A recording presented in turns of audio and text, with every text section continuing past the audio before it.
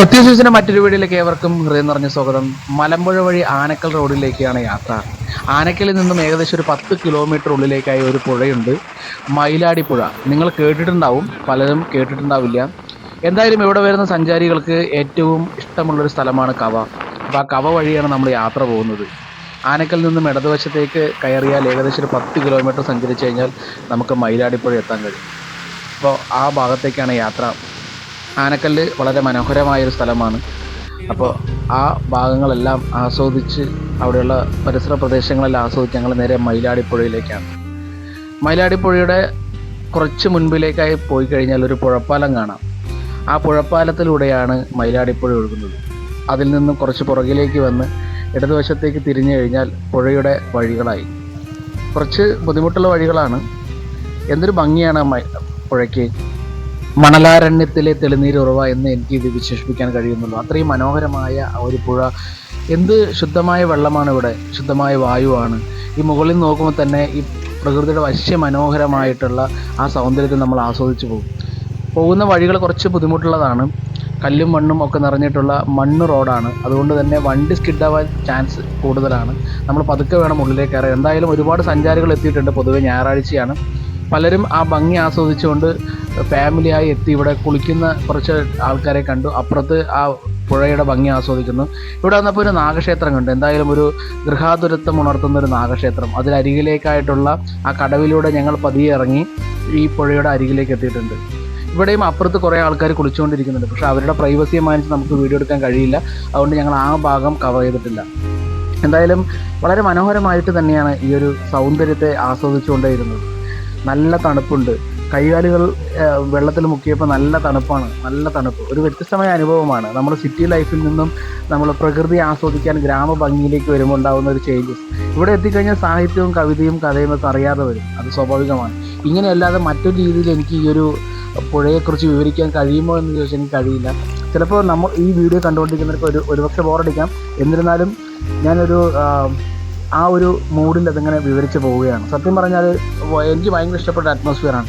ഈ ഒരു കാനന ഭംഗി ആസ്വദിച്ചുകൊണ്ട് നമുക്ക് ഈ ഒരു പ്രദേശത്തേക്ക് സൗന്ദര്യത്തെ ആസ്വദിക്കാൻ കഴിയുക എന്നുള്ളത് നമ്മുടെ ലൈഫിൽ കിട്ടിയിട്ടുള്ളൊരു ഭാഗ്യം തന്നെയാണ്. ഫാമിലി ആയിട്ടും ഫ്രണ്ട്സായിട്ടും സിംഗിളായിട്ടൊക്കെ നമുക്ക് വന്നിരിക്കാൻ പറ്റുന്ന, ഇല്ലെങ്കിൽ സിറ്റി ലൈഫിൻ്റെ ആ തിരക്കുകൾക്കിടയിൽ നിന്നും ഒരു കുറച്ച് സമയമെങ്കിലും നമുക്ക് ഏകാന്തമായി ഇരിക്കാൻ കഴിയുന്ന, ശുദ്ധമായി ശ്വസിക്കാൻ കഴിയുന്ന, ഒരുപാട് നല്ല ഓർമ്മകൾ സ്മരിക്കാൻ കഴിയുന്ന ഒരിടമായിട്ട് തോന്നി. അത്രയും മനോഹരമായ ഒരു സ്ഥലമാണത്.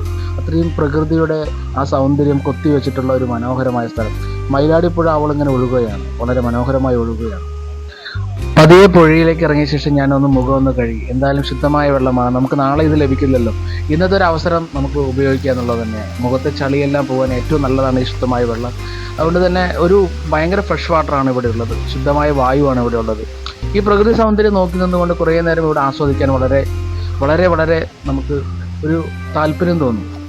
അങ്ങനെയാണ് മയിലാടിപ്പുഴ ഒഴുകിക്കൊണ്ടിരിക്കുന്നത്.